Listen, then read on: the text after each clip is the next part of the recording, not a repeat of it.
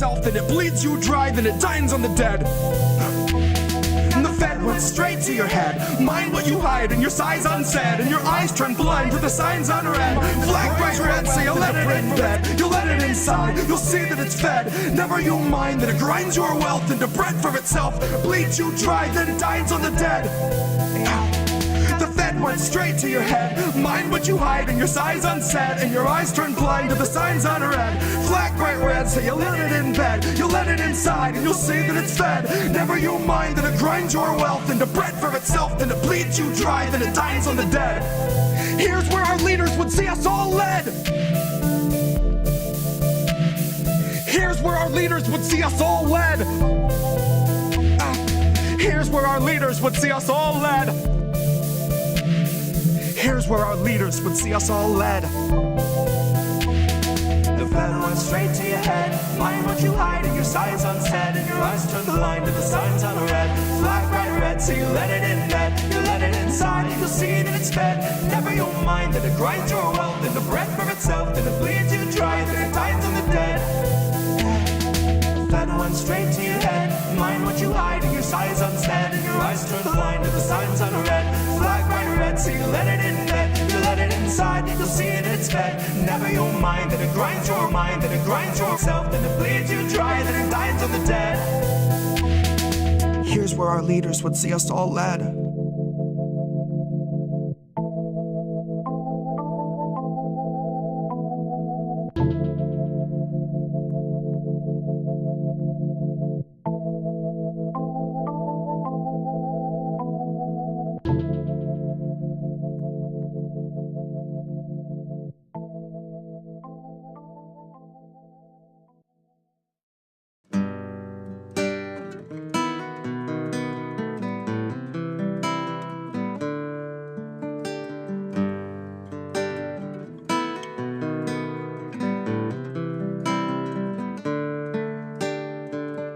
They'll gladly pay you by the hour for a minute or so, so you can sign off on the towers where they'll piss on your home.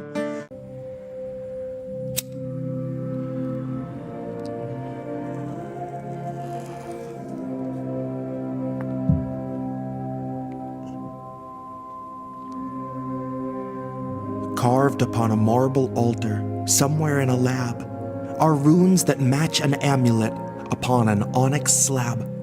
Doctor in a white coat, guards in olive drab. Kissinger unconscious, but as Providence would have, when the doctor stands beside him and he holds out the medallion, unconsciously, instinctively, he reaches up and grabs. Deep inside a black site that is right beneath our streets, the sacrifice was made by which they demonized our speech. The roots that fed the tree of life decayed beneath our feet, and its sap was a suspension for a small medallion piece. As the doctor starts to sway a bit, he takes the vial and places it inside of Cheney's heart that it might never cease to beat. And I wish it wasn't so, but no, the final piece to mention is the one that fueled our overlord's unholiest ascension, to afford him zero comment on the char and the distension on the bodies in Lahaina, or that growing sickly stench of every Black Rock vulture gathered for what Biden paid as rent on the medallion shard they gave him on the eve of the convention. He had seen its strength extend the life of all his favorite vermin, and the peace that he inherited had come from Father Thurmond, another artifact he had been gifted by the Germans to see one's will made manifest, one's destiny determined. A note attached read, "All our best, Werner, Fritz, and Herman. May you marinate in Wehrmacht that ferments behind the curtains." Now here we are today, and Biden keeps it on his person. If Biden's what you'd even call a person. The curse is something ancient. It is raw abortifacient that they shoveled down the throats of those who built and birthed a nation. It is fused into those corpses funding war on all occasions, and it's all that's kept McConnell from a state of vegetation. It is carried by the Senate doctors, whispered by the nurses. It's a perk to keep you perky for your centuries of service. It's the concentrated evil that's been powering our purges and coaxing every coup along, the dogs and drones and dirges. The nations we have raped because they would not consent to purchase. It pries our leaders' eyes awake and drives our country's urges to the darkest point where human hope and human truth converges. So look in Biden's eyes and see the rush on which he surges is the same that lit the flame that burned your churches. And those flames have had their day to see the vessels burned away, but the medallion, unscathed, always emerges. For as election season licks its lips and smells its purpose, there at once appears a motorcade of hearses.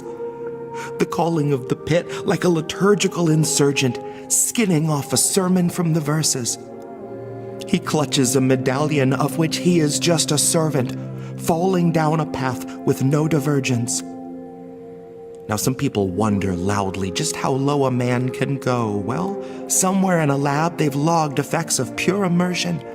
How long can someone lay upon that ancient onyx slab before rising up a wholly different person? How blackened can one be within the ink of human greed before their voters start to see a different version? How corrupted from within before you see it in their skin? How blighted till it rises to the surface? Till it bleeds into your eye, or you stand from time to time staring off into the press like they were comets in the skies? How long until your arteries start clogging up with flies? How long till child labor phantoms haunt you in the night? How long has the medallion been deciding who survives?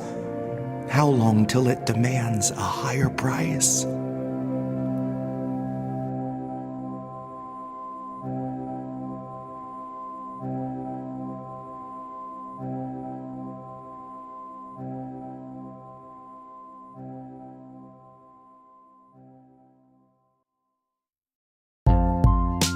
Who are these people? Who are these people? Who are these people? Who are these people? Who are these people? Who are these people? Who are these people? I watched a man decide to stand up for us, and I watched them take him away. So I had to break down your respect for the process, but the process won't be saved. Hi, I'm Nancy, and I love ice cream. I enjoy it. But not as much as watching people forced out of their homes. I like it better than anything else. Watching people forced out in the streets to live alone, and knowing that I own every homeless set of bones. I don't know why, but it seems to agree with me. I have a lot of energy. It's all more support from my hideous and ill-gotten throne, the weight of which is too much for you to bear alone. Which is why you ended up threadbare alone, kicked off your benefits and left to your own. The diner that you worked at was told it could open its doors, but there's no clientele, and it's probably just as well, because half of the staff didn't last, so they can't come to work anymore. You can't expect a corpse to pull itself through the door to flip omelets for $8 an hour anymore. Make your own food, clean your own floors, fake your own news, fill a whole morgue. Get a film crew out front, but don't let them in the doors. Let's keep it frontline heroes, America's soldiers, you know the score. Joe knows the score. I watched a man decide to stand up for us, and I watched them take him away. So I had to break down your respect for the process, but the process won't be saved. Who are these people? Stop saying the election is so goddamn important and start telling Joe he needs to rein in his supporters. Oh, that's right. Joe can't even rein in his tongue behind his resin molars. Pardon me for asking for some faculties from someone who is vying to control us. The man is not quite yet speechless, but you can bet he's soulless. And if you think he can stop the greatest threat that's ever held a public office, you might be Joe's equal in the ignorance department. But I can guarantee you we will finish what we started. A rabid coalition of activists and politicians, sex workers, educators, artists. Those of us who followed Bernie so close and fell the farthest. Who will not falter until all of us are cared for, regardless of whether it would turn a profit. Now I am not a leader or a teacher or a prophet, but I am here to proudly say today is the day I start campaigning for the role of Speaker of the House that we will build from the bones of the old Congress. And when I say bones, I do not mean framework or stones, I mean literally bones of the old guard keeping us from progress. Tonight's the last dawn before things get their darkest. Tonight's the last dawn before things get their darkest. Who are these people? The calm before the storm, the calm before the harvest. Oh, that's right. Oh, that's right. Who are these people? Tonight's the last dawn before things get their darkest. Who are these people? Good morning, Sunday morning.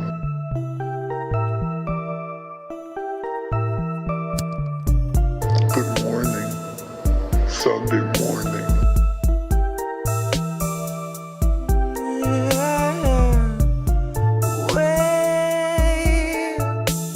We're 40 Sunday mornings out from normal, and the world is not the same.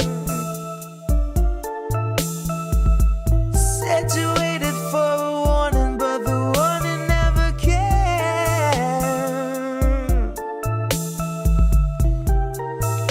Don't shine a light in my face.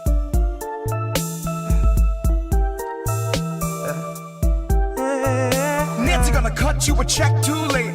2 years after your funeral's paid, 2 years after the grave, she'll be a little stronger for all of the dollars she saved. Watching you wake, watching you cling to your family slipping away. Watch her do nothing but pray. Watch her condemn the Republicans, take them to brunch and then shrug it away. Now watch us be outraged half of a day, then pick a new hero to face our leaders and think they could beat them, playing the game they played since Pelosi had real human blood in her veins. They're all one and the same, sold off stocks and they all maintain that the risk was benign and the virus was tame. Flash forward and 40 Sunday mornings fade, 250,000 people in its wake, and the cruise ship sailed today. So motherfucker, don't shine a light in my face. Wait. Good morning, Sunday morning. Good morning, Wait. Sunday morning. Wait, we're 40 Sunday mornings out from normal, and the world is not the same.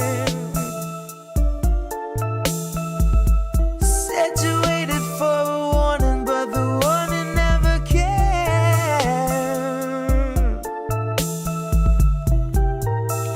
Don't shine a light in my face.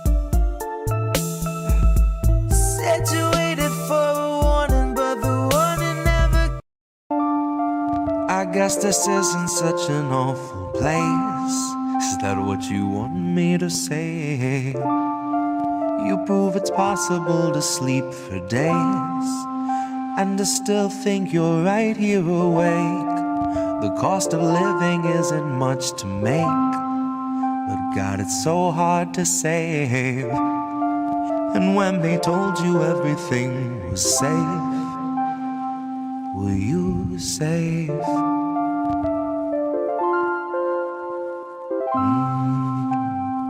Were you safe?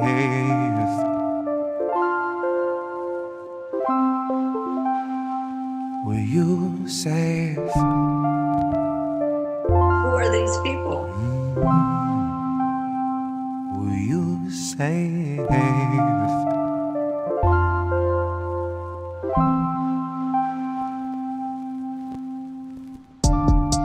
I guess this isn't such an awful place. Is that what you want me to say? You prove it's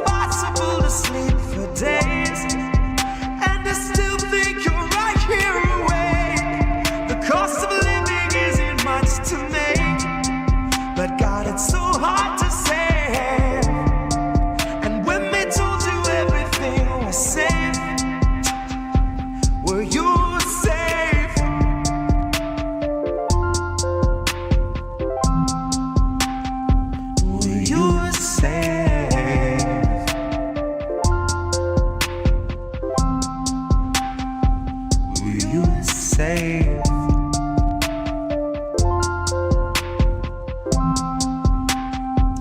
Will you save? Fresh off the masses, the brand new cancerous growth, who has come here to vie for your vote. Come here to cry at the camps and to mourn at the shore for the bodies that float by the wreck of an immigrant boat. Then it's back to their luxury home, couple security booths and a moat. Couple cigars, little escargot, little booze and a soak. Just breathe in the steam and the smoke. Pink salt, lavender, candles are low. Shit, when you do what you do, gotta lighten the load. And he got a life of his own that's a sight to behold. And it's a lot to control, to decipher the code or to siphon the soul. The cost of a good night's sleep for the working elite is a bargain, no matter the toll. Worth any wager, and that comes straight from the mouth of the means to the goal that will swallow us whole. Ripe for the picking if you don't mind mold, and you know I don't. Maybe we're pleasantly prone, maybe we're taking a licking. No, Indy left. What is happening here? To check out IndependentLeft.news. The Indie News Network. Indie Left News. Oh, hey, Indie Left. IndependentLeft.news. Great work. Indie Left News. Independent Left.news. Independent Left News. Shout out to Independent Left News. Shout out. Oh, what's up, Independent Left? Friend show. Thank you, Independent Left.news. The INN, Indy, you're wonderful. I think Indy was onto something. Independent News Network, Indie News. Yeah. What's up, Indy, over on Rockfin? Independent News Network, also known as INN. Indie Left News. I don't know if I would have made it through that 3 weeks without Indy, honestly. No, I was just going to ask Indy. A huge thank you and shout out to Indie Left. No, you know what we're doing? We're world building, Indy. Indie Left News. You were doing the INN recruiting. Indie News. Independent Left News. Shout out to Independent Left News. Check out Independent Left News. At Indie News. I see Indy's in the chat. Hi, Indy. Okay, great. Bye. I don't know. Is this going to go to the right? Okay, bye. What's going on? Hey, there it goes. Now it's the right screen. Hi, everybody. It's Sunday night. Whoa. Okay, you really sounded scratchy there. What was that? Ooh. I don't know. Oh, that was a little better, but that was weird. Wow. Sounded like you were sitting in a fishbowl right there. Hello. All right. Hi, everybody. Okay, we're live. It's Sunday night, and it's 10 o'clock. Oh, it's 10:03 already, so we're late. It's how do we miss that? We just wanted to list. We just wanted to listen to Jesse Jett for a little longer, and Reef's already getting up. By the way, that's Reef right there. I need to add his name badge over there. I said I needed to do that last week, and I did not. So, boo to Indy. All right, so let's go over here. Hey, that's me. That's Reef. All right, I'm Indy. I'm on the left side. I'm talking. If you're on the podcast, it doesn't matter which side we're sitting on. And that's Reef sitting right there with the thing, with the bong on the arm and the cans on his head and the INN behind him and the bright, changing, colorful lights. And this is Indie News Network. We are, by the way, a family of independent, collaborative, collective content creators. Wow, I'm getting stumbled here. Wow. Okay. Yeah, we're building the world. Thank you. Max Sarge, by the way, thank you so much for all your support. You've been awesome in commenting, chatting, supporting. You were there earlier. By the way, Jesse Jett today, if you didn't see Stella Assange, Concert for Assange, Jesse Jett, 20-minute set. It was just, wow, outstanding. And thank you so much to Stella and the AssangeDefense.org for inviting Jesse, hosting him, and putting that out there and supporting his work. And we, of course, support freeing Julian Assange naturally. And so that was a great honor for all of us to be asked and be involved with. So that was great. I got some stories, and you know, this is like a true how do we miss that this week. And I'm excited about that because I brought some stuff that I think people really, for the most part, had not been talking about much. It kind of got lost in the sauce. Now, first story, people probably did talk about, but already a week later, I see Kitty. I see Commander Jody LaForge. Yep. Welcome, everybody. Yep. That is Commander Jody LaForge, who's decided to hang out for the stream. Yeah. All right. He got let out of engineering. Nice. Well. Who are these people? Well, again, so I'm Indy, and that's Brief. So thank you, Nancy. Anyway, let's go to our as we will go to, as we'll do like Kit, we'll do our first segment of the day, right? So, Boeing Whistleblower. You know, I heard something about this. I heard there was a mysterious death that was ruled as a suicide. I did not really see very many people cover this. There's a lot of drama, a lot of political noise, a lot of other things, and I think this just kind of got lost in the sauce. Or there may not be much there, but I found an interesting World Socialist website article, and then an adjunct to that from Decensored News, who found something on Yahoo News that we should look at. So I don't know if you heard about this guy, John Barnett. Mitch Barnett. A little bit. All right. So John Barnett, let's just say, Mitch Barnett. Okay, that's his nickname. All right. 62-year-old former employee of the aerospace corporation, Boeing, right? Publicly traded aerospace defense contractor, was declared a suicide 2 days after he was found dead in a truck parked in a hotel parking lot. There are ample reasons, obviously, to question this narrative. Now, at the time, he was in the middle of a deposition in Charleston in which he was providing testimony for a civil case that he was pursuing against Boeing. So we're going to hear what happened here. He worked for Boeing as a quality manager for most of his 32-year career, during which he raised many serious questions about the safety of Boeing's 787 Dreamliner commercial aircraft. That's like the big monster. It's got, I think, 10 seats or 11 seats across. All right, 3 seats, 4 seats in the middle, and 3 seats on either side. It's a monster. All right, huge first-class cabin. They can pack a ton of people in there, and it flies internationally. Not quite an Airbus, but, you know. Right. So the suit charges Boeing with harassing him on the job, stalling any promotions, and ultimately forcing him to leave the company 10 years before he planned to retire. Well, why? Because he was screaming about. So he was in a Netflix documentary about Boeing last year, but he completed 2 days of his deposition. And according to his lawyers, he was tired but committed to giving his third and final day. And when he didn't arrive in court on March 9th, didn't answer the phone, his lawyers called the hotel where he was staying to check on him, and they found him dead with a gunshot wound to his head. In his car, I believe. Charleston County coroner ruled that the cause of death was a self-inflicted gun wound. Okay. Sure. And the police report stated that officers had found a white piece of paper resembling a note near his body. However, his lawyers immediately challenged the claim that their client's death was a suicide and released a statement about it, right? That they didn't see an indication that he would take his own life. No one can believe it. Charleston police need to investigate this fully and accurately and tell the public no detail can be left unturned. Yeah. All right. So then a more revealing comment came from one of the Barnett family friends, Jennifer, who told the ABC affiliate that Barnett had warned her that if anything happens to me, it's not suicide. All right. Oh, great. And now we're going to get the warning put up, by the way, by Yahoo, by YouTube automatically. If you mention that word, so he did not want to. Yep.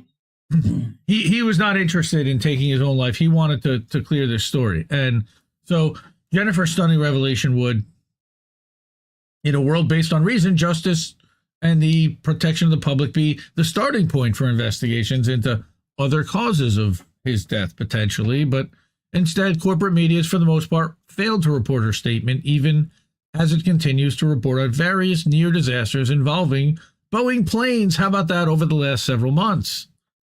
Now, those are 737 Maxes. This is a 787 Dreamliner. However, there was also a report about from Al Jazeera, where they went into this Dreamliner factory in South Carolina and interviewed 15 people, and 10 of them said they wouldn't fly in one. Right? It's worth contrasting his death, and this is interesting, and its aftermath, to that of Russian opposition politician Alexei Navalny, who was found dead in his jail cell in February. The news outlets, right? What? What? Wrong. Oh, okay. Right. Well, in this case, the news outlets, along with President Joe Biden, wasted no time declaring with no evidence that Navalny's death was the work of Russian President Vladimir Putin. Yet, because Putin's a madman. well, yeah, and he would also say the same thing, and then he pulled a fire alarm. But Fire alarm, yeah. Right. Yet, when there's more evidence, more than enough evidence to suggest foul play in regard to a whistleblower against Boeing, the evidence is ignored. Why? Well, we all know why. Barnett had a history of speaking out against Boeing's dangerous and negligent practices after he left the company in 2017. In a variety of interviews, he described how Boeing compromised quality control in a manner that was catastrophic for passengers on Boeing planes. Yep. Okay. The overriding goal, according to Barnett, was to make the cash register ring. What a surprise. Oz the Boomer, welcome. Good to see you. Oz. It's Oz. Here. I love Oz. Yeah, we all love Oz. In an interview with the Corporate Crime Reporter, by the way, that is the outlet that the Ralph Nader organization offshot. I think it's Russell Mokiver is the host of that podcast. Barnett exposed the role of Boeing's military connections, inherited from its merger with McDonnell Douglas in 1997. So he says, quote, the entire team came down from the military side, and their motto was, we're in Charleston, we can do anything we want. They started pressuring us not to document defects, to work outside procedures, to allow defective material to be installed without being corrected. No problem there. The most infamous disasters of the Boeing aircraft remain the deadly crashes of the 737 MAX 8 planes in October 2018 and March 2019, which killed all 346 passengers and crew aboard the two planes combined. They didn't crash. You know what they Go ahead. You know what they haven't looked into? A lot of things. Enough is enough. I have had it with these motherfucking snakes on this motherfucking plane. Yeah, it had to be. It had to be snakes. Well, it had to be. Yeesh. Why have we not looked into this? Well, according to this, both crashes were caused by a relatively unknown piece of software, the Maneuvering Characteristics Augmentation System. Right? It's so mundane you don't even know how to say it right. Leaked documents and congressional hearings revealed that Boeing's leadership knew that MCAS could cause crashes by forcing a plane into a nosedive, overriding pilot control. Holy shit. Oh, great. Exactly what we needed. The corporate giant, nevertheless, exactly what the planes went needed. ahead. They went ahead with the installation of the software on all of its new planes. Of course they did. Why? Probably delivery time frames. Top management also went out of its way to conceal the existence of the system from pilots, airlines, and regulators. Of course they did, until it was forced to after the first crash. Ask for forgiveness rather than permission. Regulators. So, but even then, Boeing insisted that the MAX 8 planes were safe until the second crash, which of course triggered the global grounding of the aircraft. And a huge loss for Boeing's shareholders, which is all they really gave a shit about in the first place. Let's call it for what it was. Right? So, no executives were ever tried for the crime of developing and deploying a defective, deadly aircraft. Go figure. Federal investigations let then CEO Dennis Muhlenberg and current CEO David Calhoun off the hook. Go figure. Yeah. Muhlenberg made more than $80 million during his time as CEO. Calhoun made $22.5 million just in 2022 alone. Nice. Well, look, it's not all about the 787 Dreamliner and the 737B Max, whatever the hell these things were. It's clearly all about the Benjamins. Yeah, but clearly they had other planes, is my point. Like, this guy oversaw a lot more than just the fuck up of these two planes. There was a lot that went right at Boeing, and they made a ton and a shitload of profit, and defense contractors and stuff that we never even hear about because it was for the military. Here we go. Boeing plays a massive role in the American economy and in the U.S. military-industrial complex. Here we go. It is one of the country's largest manufacturers and exporters, and it is a key supplier of the vast sums of war materiel purchased by the U.S. government. Materiel. I think that's probably a typo. I don't know.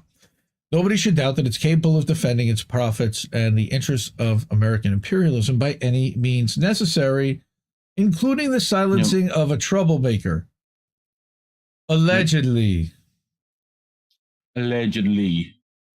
Barnett is not the first to come to a suspicious end just before providing potentially damning evidence against a critical force in American capitalism. Journalist Michael Hastings famously was found dead after crashing into a tree at 100 miles an hour while investigating then CIA Director John Brennan. Huh. Took the, oh, no, I'm going to be upset that I can't remember the name. Comedian ran a Ferrari into a tree. He starts with a K. Kevin Hart? No, didn't run a Ferrari into a tree. Oh. Who ran Kennison. Sam Kennison. Okay. Yeah, well, okay. So Michael Hastings' last story, Why Democrats Love to Spy on Americans, was published by BuzzFeed 11 days before he died in 2013. Of course. And then, of course, we've got 11 days before he died. Yep. And then, of course, we've got Seth Rich. Well, yep. And McAfee. I was going to talk about McAfee, too. Oh, John McAfee. Yep. John McAfee's a whole other story. But then you've got Seth Rich, thought to be behind the leak of 20,000 emails from the DNC showing extraordinary corruption in favor of Hillary Clinton's campaign, was shot in apparent mugging in 2016. What they don't say in the right there is who they think Seth Rich gave those articles to, potentially. Thought to be. Yeah. And that would be one, Julian Assange and WikiLeaks. Free Julian Assange right now. And then, of course, the creepiest motherfucker on the planet, and we still don't know who any of his clients were, financier and sex trafficker, allegedly, Jeffrey Epstein, not allegedly, actually, convicted sex trafficker Jeffrey Epstein, was found dead, of course, in his jail cell, hung after, with a paper T-shirt, after investigators into his business threatened to reveal sordid connections to high-level executives and politicians in the U.S. around the world. So now we're up to speed on exactly how people just mysteriously end up dead, even within the federal penitentiary system. In every case, a story is worked out by the corporate media that is politically palatable for the bourgeoisie. Car crash, robbery gone wrong, suicide by hanging, suicide by gunshot. There is no serious investigation or follow-up, whether by the police or those purporting to call themselves journalists, because they're corporate stenographers. There can be no doubt that Barnett had more to say that would have further exposed the criminality of Boeing's leadership and of American capitalism as a whole. The commercial and military aircraft giant remains in business only because it is protected at every level by federal regulators, whose penalty for deadly practices amount to less than a wrist slap, and politicians who design laws allowing the production of machines as complex as aircraft with essentially no oversight. Because who the hell's going to oversee it? Who's going to oversee it? Yeah. Who watches the watcher? Well, no, it's not just who watches the watcher. Who has the technical know-how to know whether they're doing it right or not? Other than the people doing it themselves, who are the most expert at it in the world. Usually. Seriously. These forces serve Wall Street bankers and corporate executives who compromise the oligarchy in the U.S. and internationally. Of course they do. For them, the waging of war and extraction of profit towers above questions of safety and the protection of human life. Profit over people is their way. That is their way. We know. I was listening to Charlie Robinson's podcast recently. That is Macroaggressions. That's available on Spotify, over on the Rockfin. He's on Rumble. He's also a member of Union of the Unwanted. I like Charlie a lot. He's fun. And he was talking about George H.W. Bush and what a ruthless motherfucker that guy was. And how he had no problem ordering the downing of an entire commercial aircraft with hundreds of people on board if he knew that one person there could potentially be dangerous to an operation that he was involved with. And, well, he just kind of shrugged that stuff off as cost of doing business. And Don't fuck with us or we'll rip your nuts off. basically, that's him. So, like I said, Decensored News also picked something. And Yahoo News, to their credit, the night before this World Socialist website article was published, Yahoo News last Saturday night published this article from Sean Tully out of Fortune. and Decensored, subscribe to them on Substack and everywhere. Wow. Per his lawyers, whistleblower John Barnett wanted to drive home on the eve of his death after testifying against Boeing, but Boeing's lawyers put him in a position where he had to stay overnight again in Charleston. And then he was found dead in his truck in the hotel parking lot in the morning. So these are the screen caps. They saved us the trouble of reading this very long article, and I'll link to the description, to this in the description, which will link to the Fortune article. The previous day, Barnett had been on a roll as a video camera recorded the event. He was really happy to be telling his side of the stories, excited to be fielding our questions, doing a great job. It was explosive stuff. As I'm sitting here, I'm thinking, this is the best witness I've ever seen. And at one point, his lawyer said that the Boeing lawyer protested that Barnett was reciting the details of incidents from a decade ago with specific dates without looking at documents. And as Turkovitz, his lawyer, recalls the exchange, Barnett fired back, "I know these documents inside out. I've had to live it." Which just made the questioner look ridiculous. So what happened? So that Friday, Barnett's testimony ended around 5. John was really tired, didn't want to testify anymore. He wanted to drive home to Louisiana starting that evening as he'd planned. He told his mom he'd be home on Sunday, that it took him 2 days to drive home. I suggested that we break for a week or two. That's the lawyer. But the Boeing lawyers took the position that no more depositions could be taken until Barnett completed his testimony. And they don't highlight that, but it said that he didn't think that the judge would stand for that, right? But at the end, that's highlighted. For Barnett, passion for the cause surmounted the fatigue of the 2 days of intense questioning. So he told the lawyers, "Let's just get it done. I've been waiting 7 years." And now, unfortunately, we will never know. I'm in danger. Unless he recorded something secretly somewhere, and we'll see this. Now, I hope that this won't get us popped somewhere. This is an ABC News report from the local Charleston affiliate, I believe. Let's start this over. Our investigative reporter Ann Emerson has new information in the death of Boeing whistleblower John Barnett. A close family friend of Barnett says he predicted he might wind up dead, that a story could surface that he killed himself. But he told her, don't believe it. Ann? Tessa, Barnett's family friend Jennifer said they had talked about this exact scenario playing out, but his words seemed like a premonition. He told her, don't ever believe it. I don't hear it. First tonight, our investigative reporter Ann Emerson has new information in the death of Boeing whistleblower John Barnett. A close family friend of Barnett says he predicted he might wind up dead, that a story could... Yep.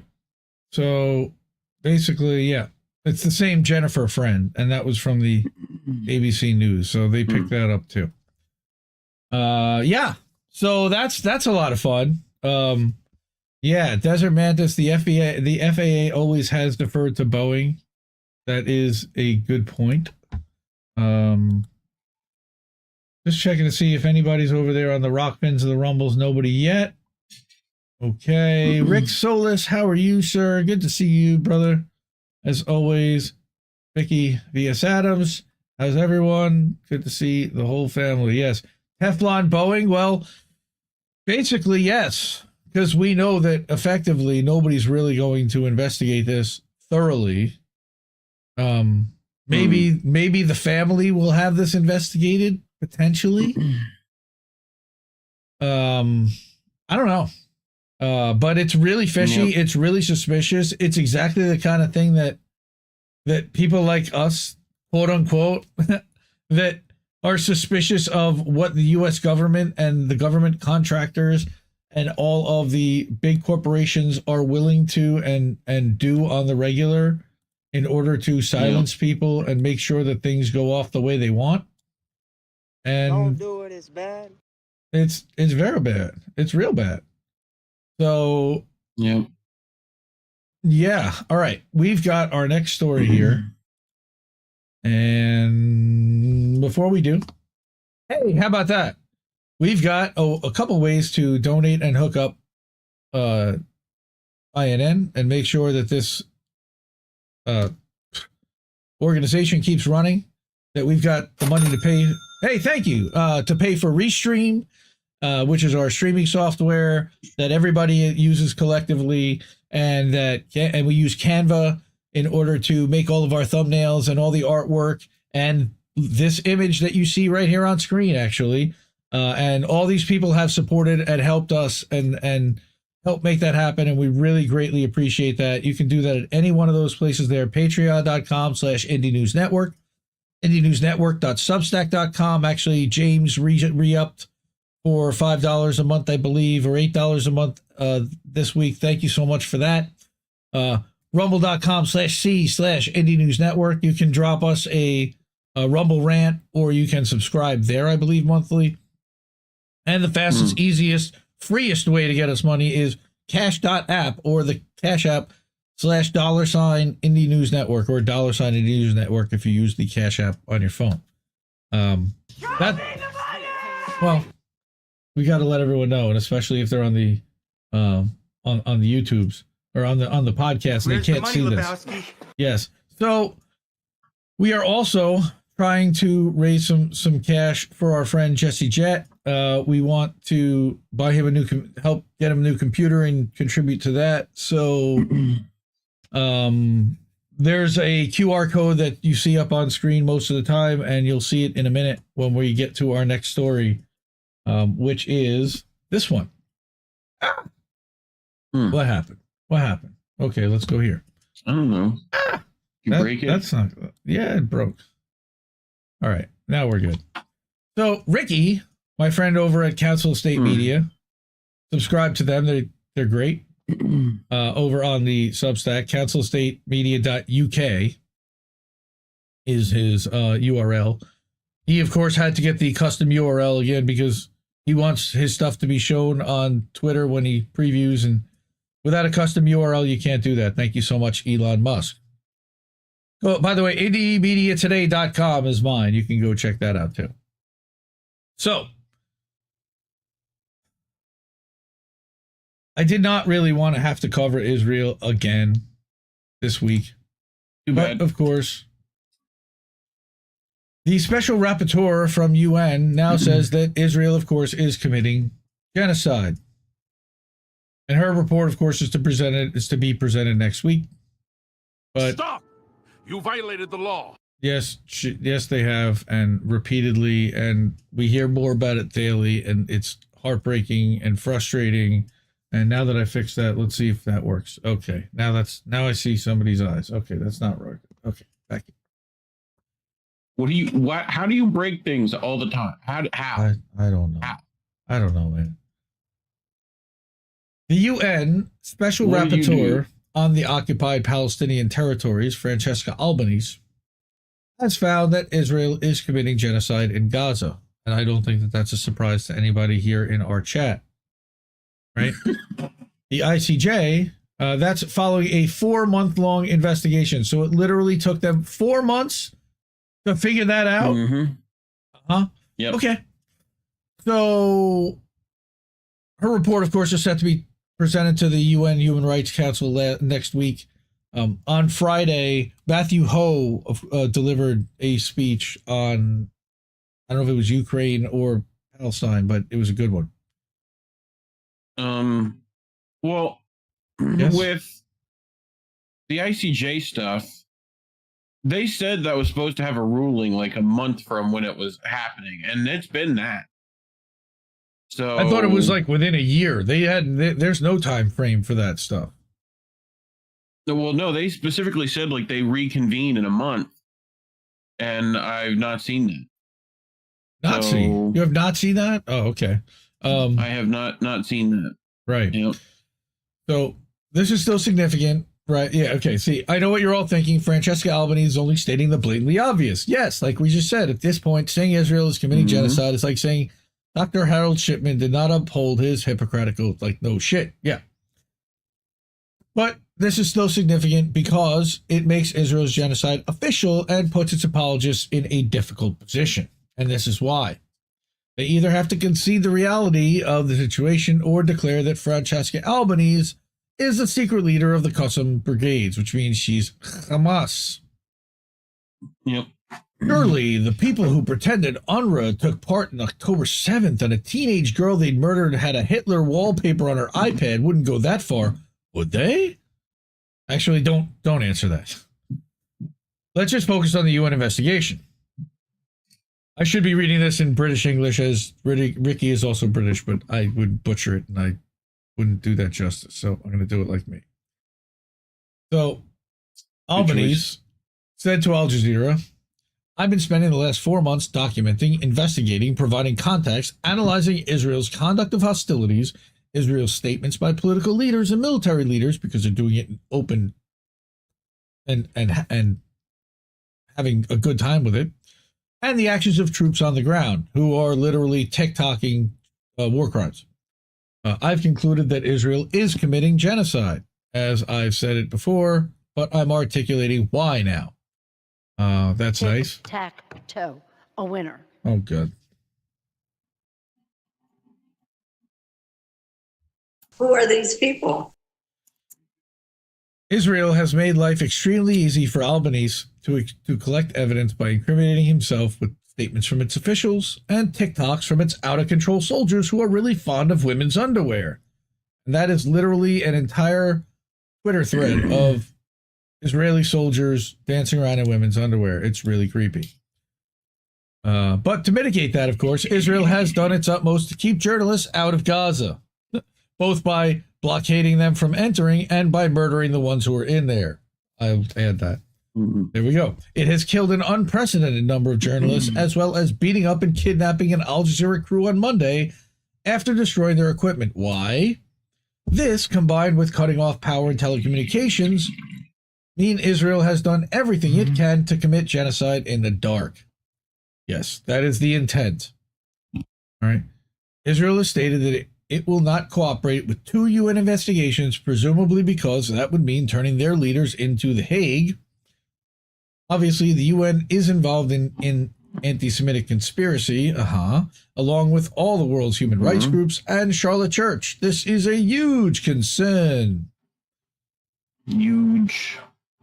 Albanese has stated that Israel, of course, has attempted to hinder witness accounts. No shit. And she condemned their decision to deny UNRWA head Philippe Lazzarini entry into Gaza. That decision might have something to do with how Lazzarini described the situation, which was that, quote, the highest number of people ever recorded as facing human-made famine, along with mass killings, constant harm, and creation of conditions that gut life of humanity has a name, genocide, unquote. The Israeli Foreign Ministry insists that he was not denied entry into Gaza, but given the denial of entry was confirmed by both Egypt and UNRWA, I know who I believe. Albanese also said of the unprecedented decision, quote, Israel wants no witnesses and no truth tellers. Motaz Aziaza, by the way, was had his Facebook account Not just suspended. Now it has been canceled.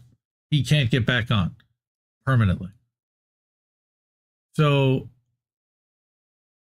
this woman pointed out to Twitter that the WHO even, and they're awful, but even they say that an increasing number of children in Gaza are on the brink of death due to acute hunger, with newborns dying because of low birth weight. I think you've covered this too.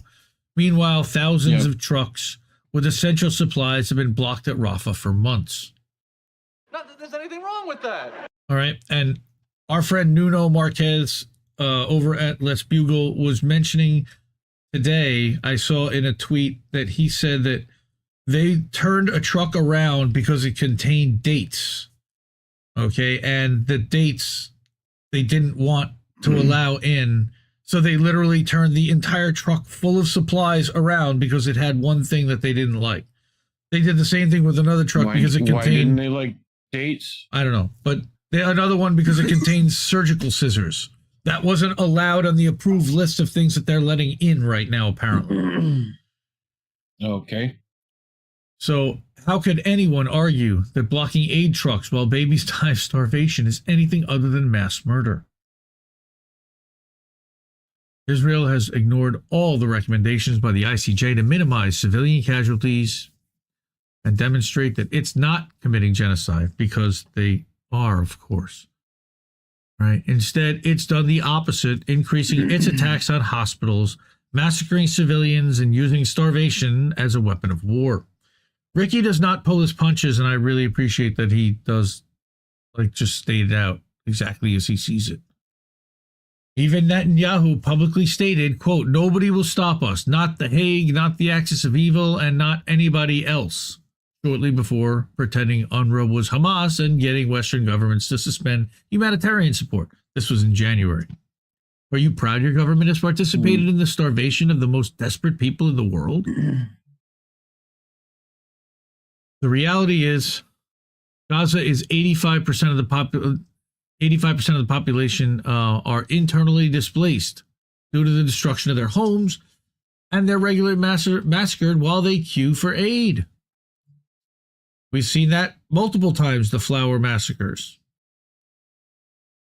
Given the amount of video evidence that shows attacks on civilians and mass graves and the apocalyptic extent of the destruction, it's impossible to deny what Israel is doing, unless you've no shame whatsoever, and most Zionists don't, which is why they've been making the most pathetic denials.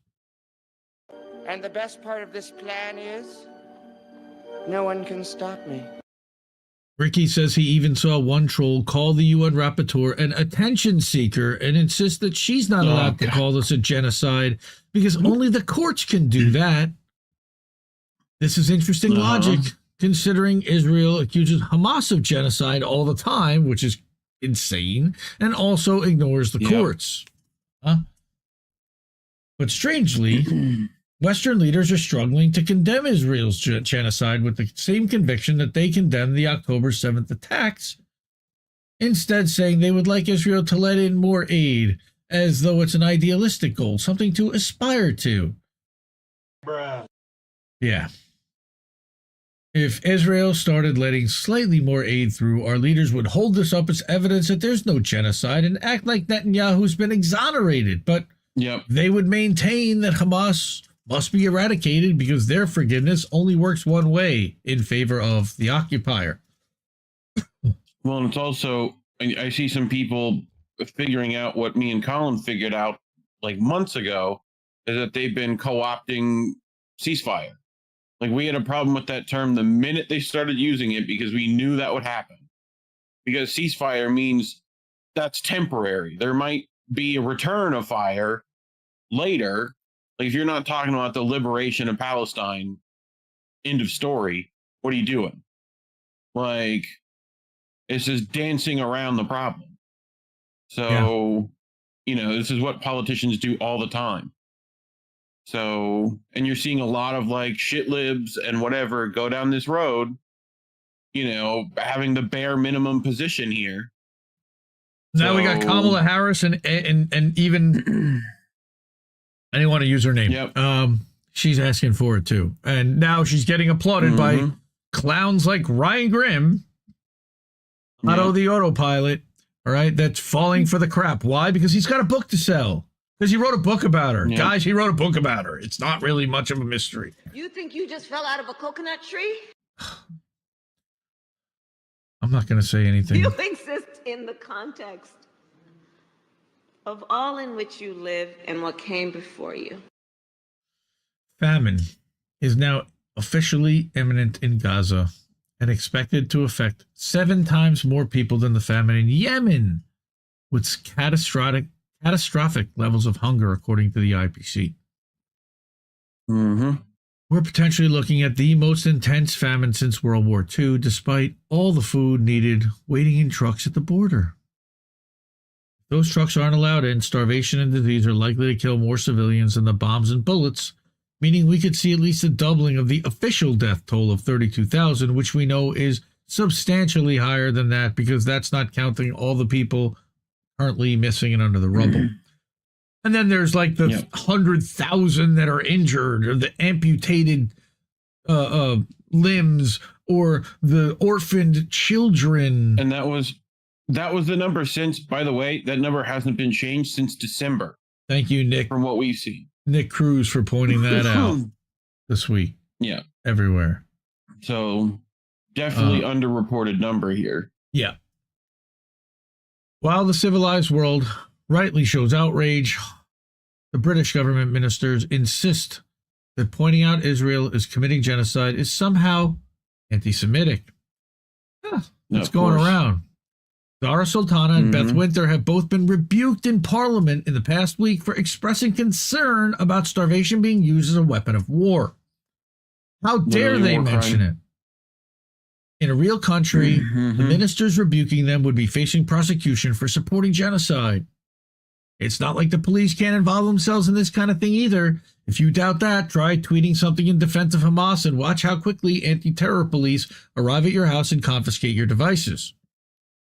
You stay safe out there, Gordon Dimmack, and don't fall for it. Please, stay safe. Don't let them get you.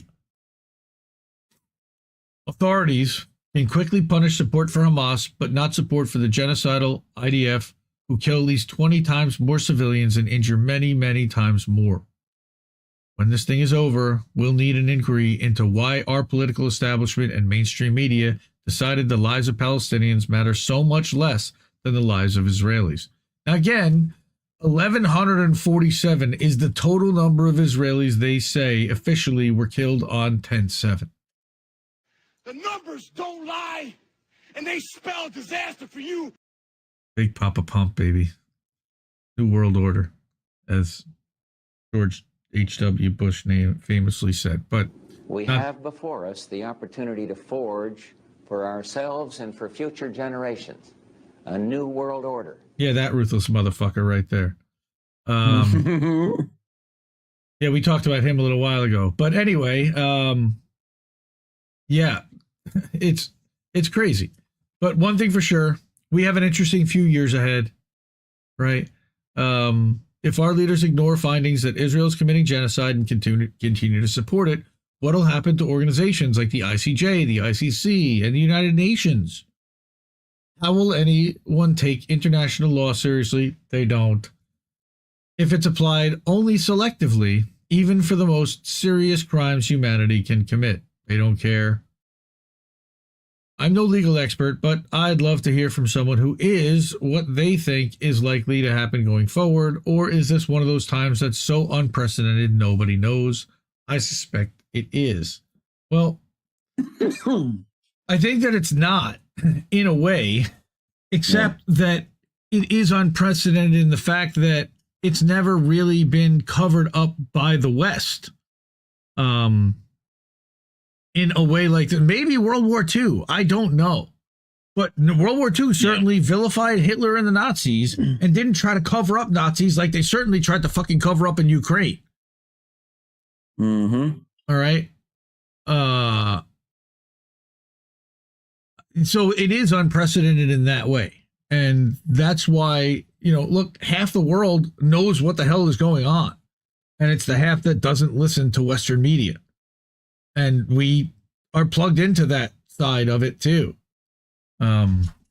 Well, I heard Colin brought a thing on Wednesday that was about the schools. Yeah, where the kids said, "Why do you teach us about human rights if it doesn't apply to us?" And that got me. Just fucking devastating. Okay, so fuck Google, who's now over on the Rumble. Also, welcome, fuck Google, who's now OG fuck Google.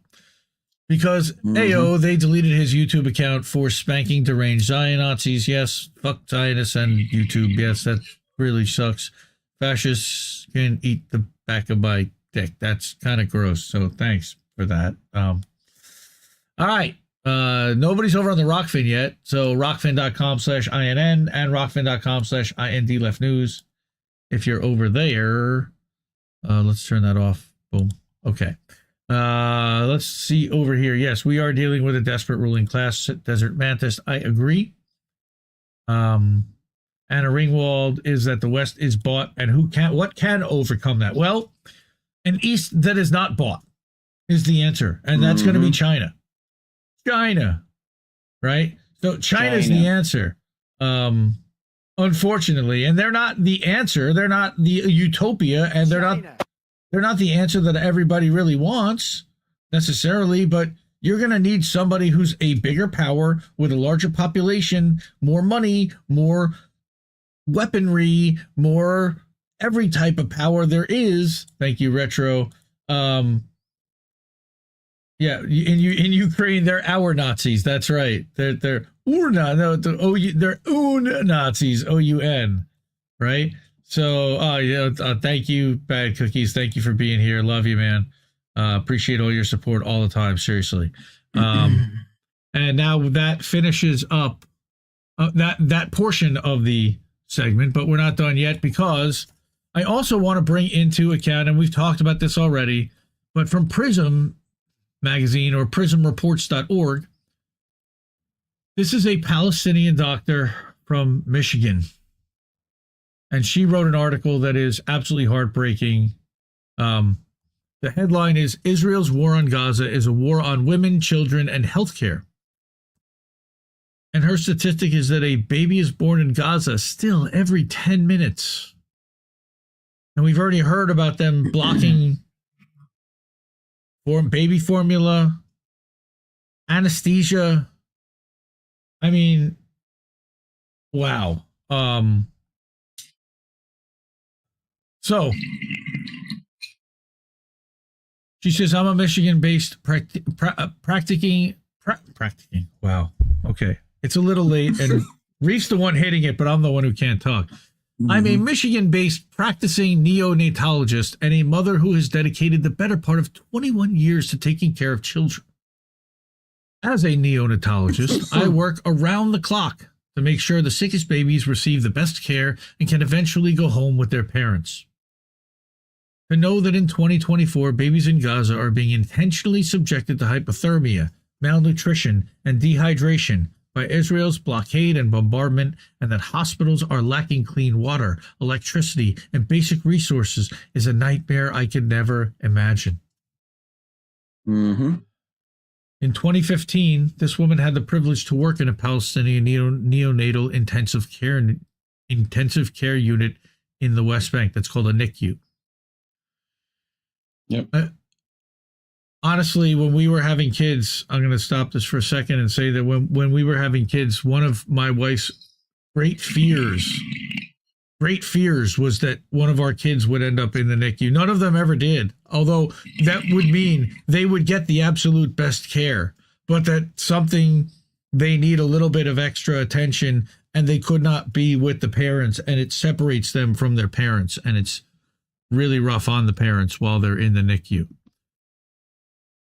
Okay, so I went with the goal of providing knowledge and training to medical staff in the NICU there, but it was I who gained knowledge from the community of welcoming people I met. Physicians work hard to provide the best care, even with lack of resources, like more updated ventilators or the ability to provide the IV fluids many preterm babies need while their immature digestive systems are vulnerable to injury. Mothers traveled far and crossed multiple checkpoints manned by Israeli soldiers. Of course, we've covered how they detain people and make their travel unnecessarily long just to inconvenience them and make their lives more difficult. Checkpoints manned by Israeli soldiers to visit their babies and bring breast milk. Some couldn't travel, so their babies were fed formula or more simple IV fluids. But today in Gaza, basic necessities like formula and IV fluids are nowhere to be found. Mm-hmm. She's reflected back on her time in the West Bank. After work, she would walk the city streets, shopping in the market for guavas. She ate delicious cuisine in various restaurants where she was served with the utmost hospitality. And now Israel has ramped up its attacks on Palestinians in the West Bank. We covered that last week, killing 435, including 116 children, and injuring over 4,500 since October 7th. In Gaza, Israel has killed more than 31,900 people. That's a nice way to say it. There are no more markets. There are no restaurants. There are no functioning hospitals. No functioning hospitals. People should try to quantify that number in their head. Think about how 100 people look like to you if they were at your front door. Now multiply that by 30. You know what I mean? And you're not even coming close to what that actually is. Meanwhile, it's terrible.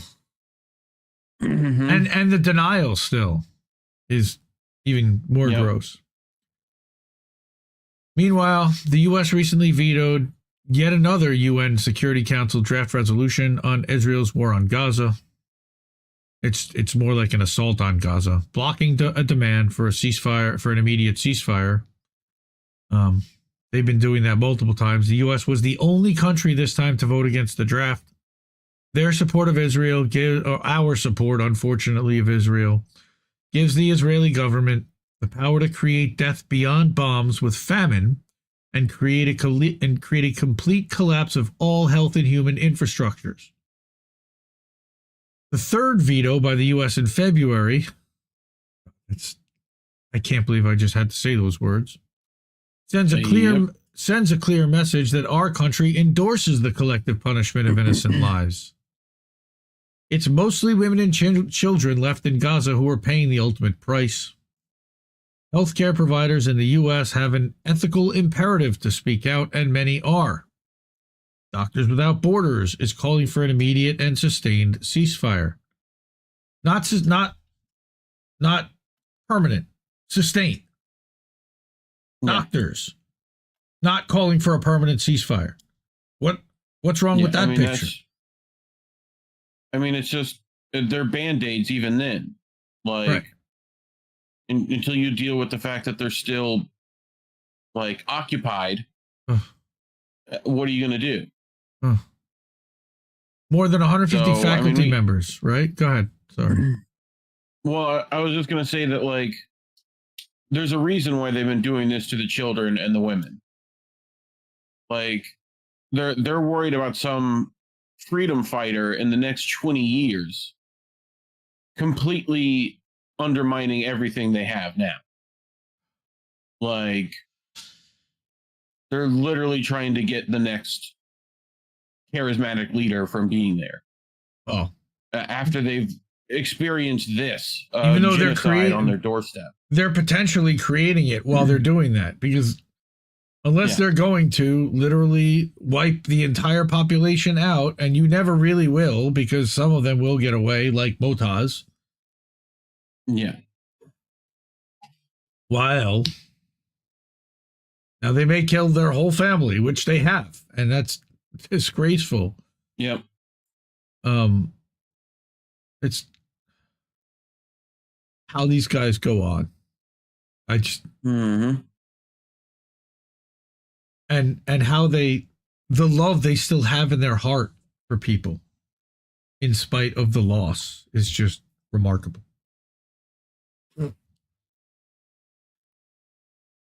More than 150 faculty members from public health and medical schools across the U.S. have signed an open letter to President Douchebag demanding a ceasefire in Gaza and an end to attacks on hospitals.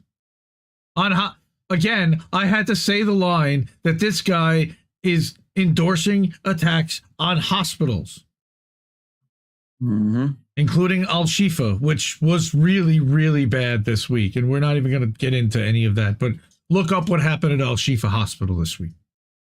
Yep. Late last year, the nation's healthcare union called for a ceasefire.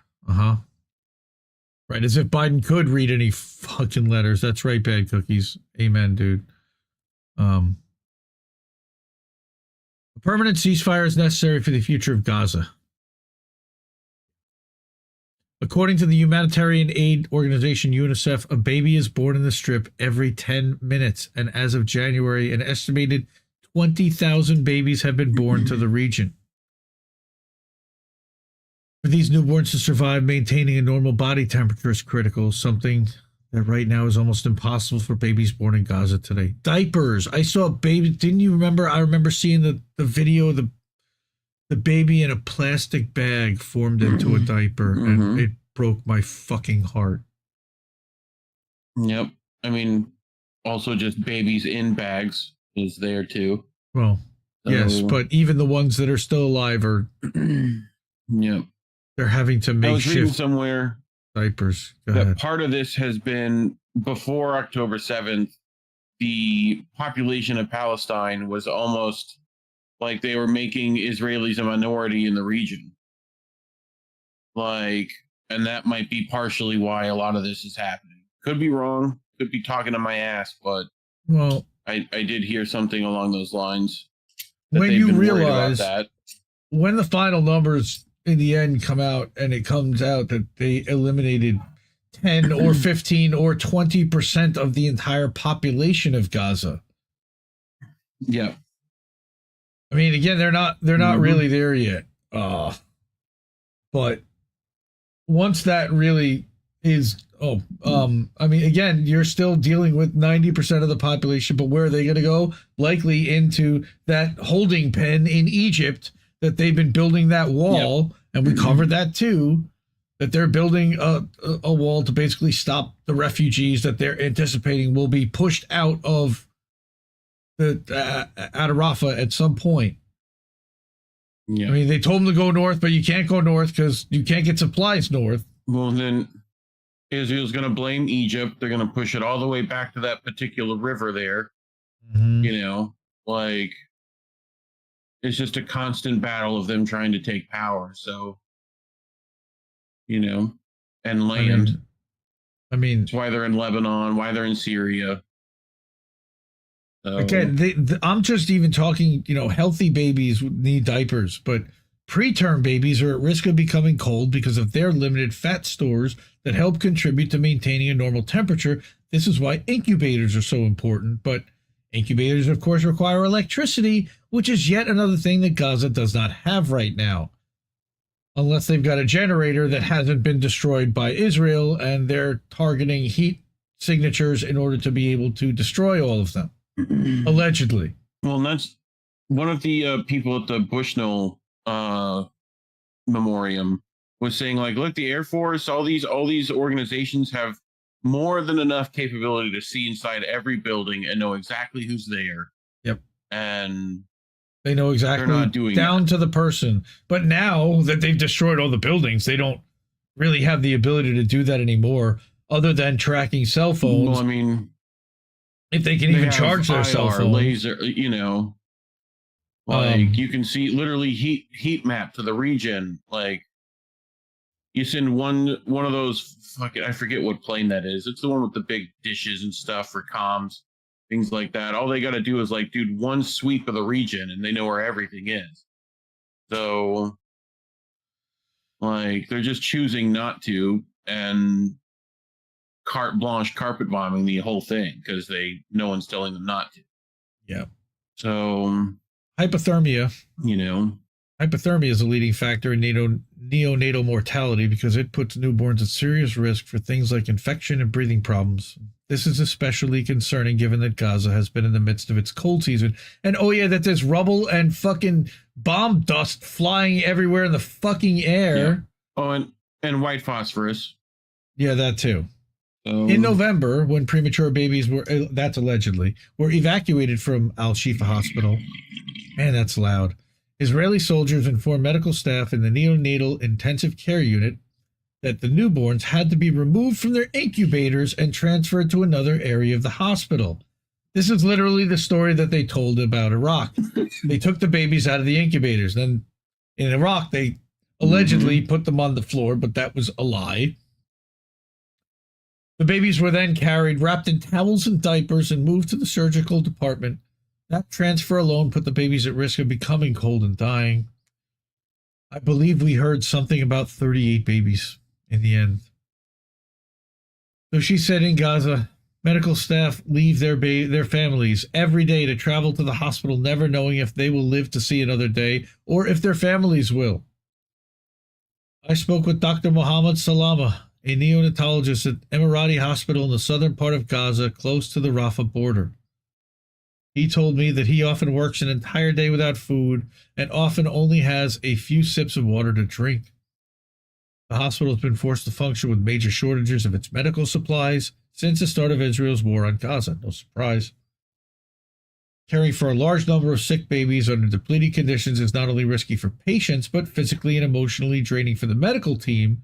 And of course, when one of those people goes out, that's someone that takes care of dozens or hundreds of babies that's now no longer available. Dr. Salama shared stories of medical team members burying their loved ones and then coming to the hospital to work. Could you imagine? Israel's war on Gaza has also been a war on healthcare. Of course it has. Hundreds of healthcare workers have been killed by Israel since the bombardment of Gaza began in October. Hospitals are barely functional, and mothers and their newborns are at the brink of death and starvation due to the lack of humanitarian aid. And Israel stands there and denies their entry, and then stands and denies that their people are standing and denying the entry. What? What do you mean? What? We're building a port. What do you mean? What? I'm coming red-handed. The emotional agony in which medical staff are working will cause generational trauma. I continue to hear the words Salama said to me. Understatement. Yeah, they play over and over in my head. Please, please, please stop this war. We're doctors. We studied medicine to help people. We want peace. Americans have a collective responsibility to take action and call for an immediate and permanent ceasefire. This is the only way Gaza can begin to rebuild its healthcare system and give doctors and patients the dignity and treatment they deserve. Israel has no intent on allowing that to happen, and they have no intent on allowing Gaza or the Palestinian people to rebuild Gaza. They're taking the land, just like Trump said, we're taking the oil. We're going to take the oil. That's what they think they're going to do, at least. I don't know if anybody's going to stop them, but that's their plan. And they're going to build a Ben Gurion Canal, and they're going to level the... I mean, they've already brought the bulldozers in.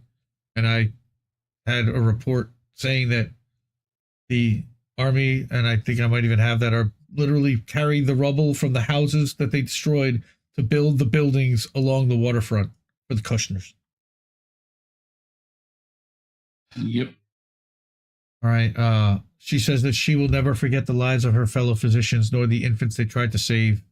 I hope that one day we can all commit to caring for the innocent children of this world and never allow this to happen again to anyone, not just to the Israelis, not just to anyone. Dr. Fozia Saleem-Rasheed, thank you. And I'm so sorry. Fozia. Sorry to butcher your name. I apologize, but that was incredible. And again, I really appreciate you writing that piece. We need more of that. And yes, the medical professionals, as Desert Mantis says, are heroic. Yes, Dimitri Latskaris, who works, by the way, with our friends sometimes over at the Canada Files, he was in, somehow he got into Rafah, and he was showing some footage, yes. The rave site outside Gaza, yes, it gives a perspective of the landscape. Or did he go to Egypt and he went right to the gate? Yeah, oh, he was there. No, he was in Palestine. He made a series of excellent vlogs. Definitely go check out Dimitri Lascaris.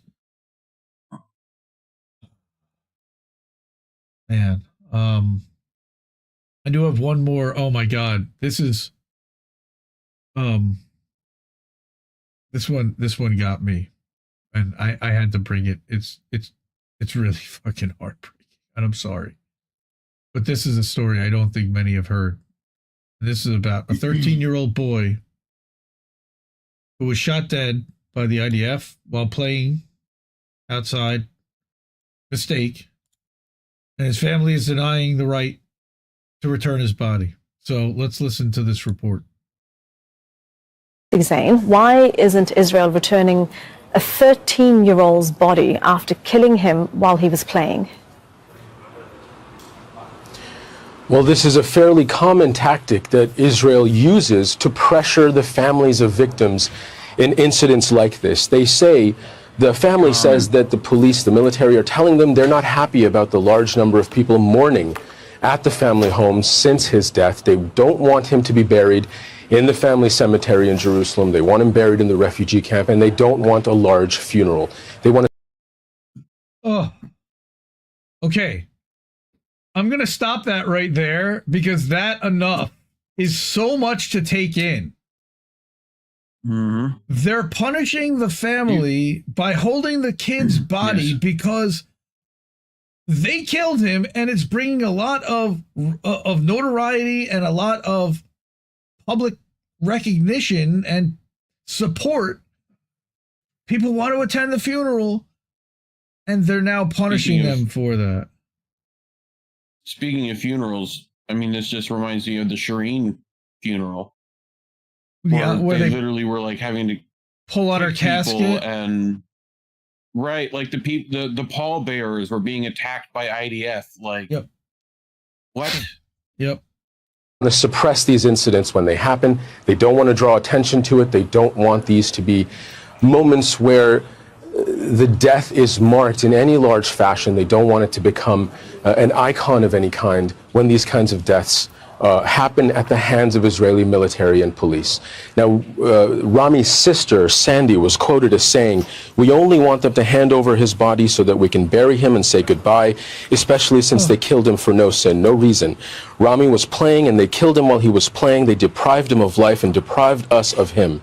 His friends who were with him are traumatized." So once again, the death of this young man makes him one of 116 children killed since October 7th here in the occupied West Bank. Jesus, man. How dare you? Yeah, I mean, it's so gross. And I think we need to tell these stories because they're not being told enough here. And yes, I agree, Cookies. This does really suck and it's sad. Happy Purim, everyone. As children all around this country dance as if there's nothing happening, and they are literally pretending as if they're not murdering children every minute of the day, effectively. Well, there is some kind of good news, I guess you could say. I don't know. None of it's good news because it's all war and it's all exposing stuff and it's all bad. Now, again, if you can support INN, we really appreciate it. We appreciate all the support. We could use some cash to keep the lights on, to pay for the streaming software and for the design software and all the other little goodies that we use, and maybe get some people some equipment. That's what that QR code's for, so we can hook up Jesse, that QR code down there by Reef. Okay, so this is a story I'll bet you have not heard because I didn't hear it. And I'm like constantly scanning for news and stuff. And I was like, wait, what? I found this in like a newsletter called Karina's Newsletter on Substack that most people are not subscribed to. And I am not subscribed and following the Cradle.co. I probably should be, and we all probably should be, but Lebanon busted an extensive, dangerous Israeli spy network in Beirut. Really? Hey, how about that? Mm-hmm. Yep. So, 2 individuals who were detained in late December were found in possession of highly advanced espionage equipment. So, this is an exclusive story by the Cradle. It does not say who wrote it. It's the staff wrote it, because probably the person that's breaking this did not want to get themselves in trouble and targeted by the people who would target them and blow them up. But let me blow this up a little bit so we can read it a little better. Sorry, probably bad phrasing. Come on, put reader mode on. Thank you. All right. According to this, an extensive Israeli espionage network, according to this Cradle, was discovered last year by authorities in the country. Lebanese newspaper Al Akhbar reported on March 21st. According to the report, parliamentary guards spotted a suspicious vehicle circling the residence of Parliament Speaker Habib Berri in Ain al-Tineh in late December. And I am butchering the pronunciation, I'm sure. After the car was stopped, an individual by the name of Muhyiddin H., who had been driving the vehicle, which was detained when a highly advanced espionage device and several mobile phones were found in his possession. Well, that's a little weird. Is that one of those like spy butt plugs that they have all the gadgets in? Is that what they found? Well, I'm betting that's what they found. Following their inspection, dozens of videos of what appeared to be a comprehensive mapping of the area. Sure. The individual was then handed over to the information branch of Lebanon's internal security forces, or the ISF. You're fucked. Where it was determined that that there was a suspicion of dealing with the enemy, Israel, in a dangerous and unprecedented manner. No, I really don't. Oh, goodness gracious. Spy butt plugs, please no. Please no. The report states that the person caught. You're gonna get your lockpicks and laser watches into. I mean, this is what they use, people. Historically accurate. But anyway, they talked about that in Pulp Fiction, I believe. Christopher Walken tells a story about that. Sure. Yeah. I don't know if that one had a laser in it. Your grandfather's watch. A little different. Your grandfather's watch. Yeah. I wore this uncomfortable hunk of air 7 years. And now here, I give the watch to you. Okay. Yes, kept in their prison locker. That's correct, Mastermind Hour. Ugh, gross. Okay. So, I mean, look it up. Look it up if you want or don't. The report states the thing, right, that Muhyiddin H. received $200,000, which is an unusually high sum for a small-scale espionage mission, indicating the seriousness. Reminds me of, speaking of serious, there was a spy thing that was literally a prosthetic testicle that contained like spy gadgets and whatnot. Why? Why? Was he going to be Johnny Three Nut? Or were they going to replace one of his nuts with that one? I didn't like it. You could look it up. It exists. Like it's like in the spy museum and whatnot. But it was like, essentially the idea was that that's not something you would like check. No one's going to like feel that and see if it's real or not.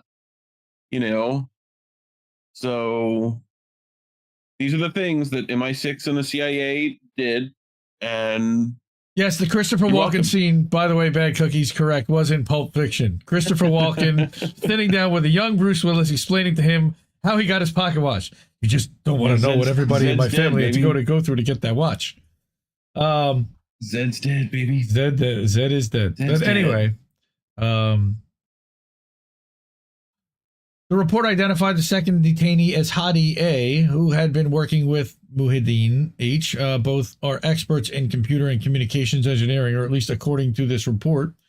Al-Akbar adds that the two provided the name of a fake U.S. company, Monolith, which is most likely a fraud for Israeli intelligence, claiming to have been contracted by it. Now, this is interesting. It said that they had gathered fake business. They had gathered, except they got $200,000 apparently.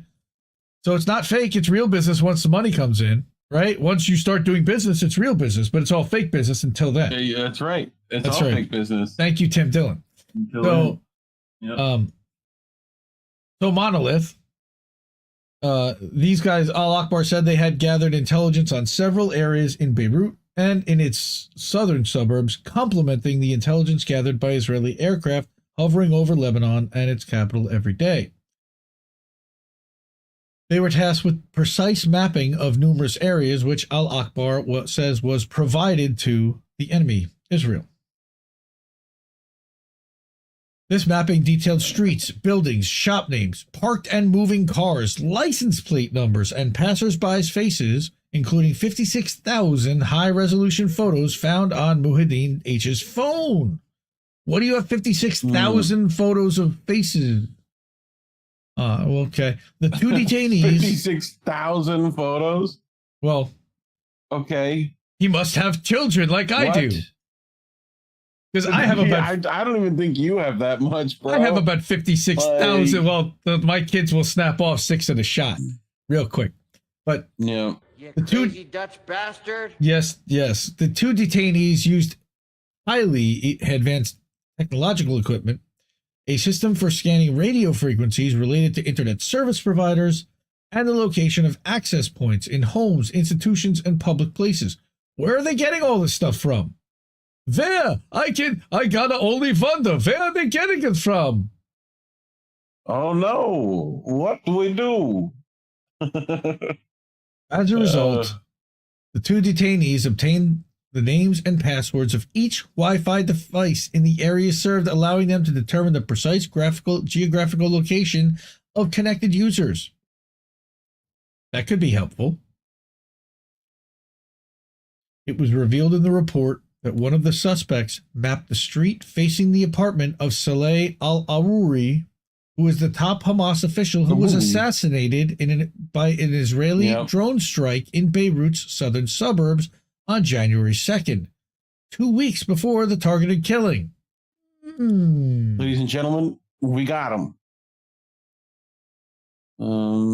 In front of the investigating judge, the detainees denied prior knowledge that the company that contacted them could be linked to Israeli intelligence. Of course, plausible deniability. Despite this, one of the detainees admitted that he was suspicious of the job he was given, which he said could only benefit a foreign intelligence agency. But 200,000 is 200,000.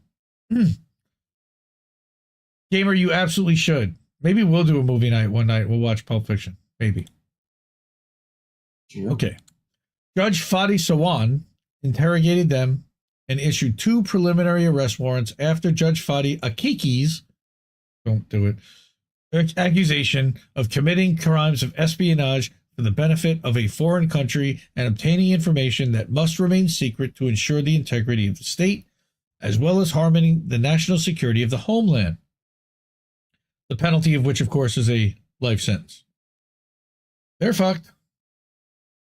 According to Al-Akbar, no online traces were found of Monolith, and there was no information about its alleged CEO, John Tyler. Didn't we have a former president, Tyler, way back in the 1800s? I seem to recall. Possibly. Following initial investigations, the detainees said the company was developing digital mapping for virtual tourism. Because everybody just wants to visit downtown Beirut from the west. Yeah. The directors of we're Monolith... not collecting highly accurate LiDAR data for nothing. Nah. The directors of Monolith proposed projects to Muhyiddin for his company Acorn to update maps in Sri Lanka, Laos, Turkey, Egypt, Guinea, and Lebanon, he admitting that his company was near bankruptcy and needed the money. So they found some poor schlep that had some skills, made sure that he was desperate and broke, offered him a pile of money, and exploited the fuck out of him, and then rolled over on him. He claimed he didn't know how the information would be used, which he may or may not have, but how dumb can you be? The digital mapping and scanning project he was tasked with in Lebanon was between 21 and 23, was also revealed to have been carried out without a license. As if they didn't have a license? As if they would have issued a well, do I have permission and license to map the entire fucking city for some rando unknown fucking person that's paying me money to? What do you think? Yep. Would they give him a permit? Yep, totally. You know, otherwise they're anti-Semitic. They didn't do that. The Al-Akbar report comes after several recent security incidents in Lebanon. In late February, Lebanon's resistance Hezbollah arrested 6 crazy Dutch bastard nationals in the southern suburbs of Beirut who were found with military-grade weapons and advanced equipment. Not good. That week, Hezbollah also detained a Spanish national in the Al-Qafat area in Beirut's southern suburbs. He was found filming and taking pictures with his mobile phone, for which he claimed to have been lost and needed to share location information with his friends to pick him up. Yeah, who does that? But during the interrogation, it was discovered that his phone contained an advanced program preventing access to the stored data. Well, I mean, that's just smart to do. You know, you have a phone. Yes. The arrest came, yes, but if you're going to Lebanon and you're going to extensively photograph an area and turn on your location data, expect that they're going to want to look at that. Yep. The arrest came as part of added measures by Hezbollah security officials in response to increased Israeli and foreign intelligence efforts to collect information pursuing the assassination of Hezbollah cadres. So, I wanted to cover that story because Israel took an L while they are dealing, destructive, devastating blows all over the place to the Palestinian people. They're also, by the way, they bombed Lebanon and they also bombed Syria, or they bombed. They were bombing 3 countries effectively at one point. So they are really taking an aggressive stance. They want to retake the Golan Heights. Well, I believe they already have, and make sure that that's, secured. And there is talk of the original, them restoring the quote unquote original Israel, which would take up part of Lebanon and Syria, which was cut up at one point. Yeah, Kameshwari Kate, welcome. How are you? There's a place at Larkspur Landing in Marin that sells $28 and $32 smoothies. Holy moly, moly, moly. Larkspur Landing. Oh, my word. Yeah, they were talking about the $5 smoothie. Oh, because it's a $5 shake from yes, it's a $5. Yeah. I got a taste what a $5 shake tastes like. Yeah, dude. Well, now a $5 shake is cheap if you go to Five Guys, and we all know about Five Guys, but that's another story for another day. How we doing? All right. Doing okay. No, we're doing all right. We got one more story, and it's a funny one. And I don't know. I think we've done maybe one Trump story in the 2.5 years that we've been doing this show. But this one kind of maybe plays into everything we've talked about a little bit. Oh, that's funny, Reef. I can actually see the monitor. Okay, you can't see that because it's being blocked by the QR code. Weird. By the bond cam. Okay. Anyway. Sure. That's cool. In my screen. Fuck. Spies and Butt Plugs. Okay. Sounds like a great movie. Brown Eye. Yes, thank you, Fuck Google, over on the Rumbles. Yeah. And Talking Wombat went over to both the Rumble and the Rockfin. We are, by the way, rockfin.com/INN, rockfin.com/IND Left News, rumble.com/C/Indie News Network, rockfin.com/INN, like I said. You can also do that here and donate and support and subscribe at one of these places. We do put out weekly updates at our Substack, so you can support us for doing that. I gather that all week long, every live stream and every appearance from all dozen members of INN. And here's all the list of people that we really love and appreciate that have helped out and donated and supported independent media, because we need it more than ever. So, bacon tastes good. Pork chop tastes good. Yeah, oh God, don't get me started. AYE, come on, stop. All right, so like I said, I have not done but maybe one Trump story, and I think it might have been like something having to do with the Twitter files. And when, it was about like the censoring and deplatforming of Trump. I haven't really covered like anything that he's done or that's happened to him. And I don't talk electoral politics, and this is not about electoral politics. This is about another story. This is about shitlibs melting down. And so I'm going to have a little bit of fun with this right now. And I'm going to put up a screenshot or a video, and I'm not going to play it because I think people played Bill Maher, but fuck Bill Maher. But more importantly, Johnny MAGA, who I would never normally quote because we're in a fucking bizarro world right now. Bill Maher and panel were left baffled last night after Truth Social went public. This guy is the luckiest in the world. He always lucks out on everything. Now we're probably not going to see any of the trials. Teflon Don stays winning. And I love seeing that only because the words Teflon Don played into where I was going tonight. The thumbnail and the segment is called Teflon Donald because all the shitlibs have been freaking out about he can't make bond. He's going to have to sell all his properties. Letitia James is going to start seizing his properties. Oh my God, it's going to be humiliating. They are going to absolutely melt the fuck down when they find this one out, which is Trump's Truth Social wins the okay to go public, and Trump's stake is worth more than $3 billion. So he's got enough money to take care of all of those financial civil judgments like the E. Jean Carroll and this other one where he's got to put up a massive bond. So cue the incoming meltdown.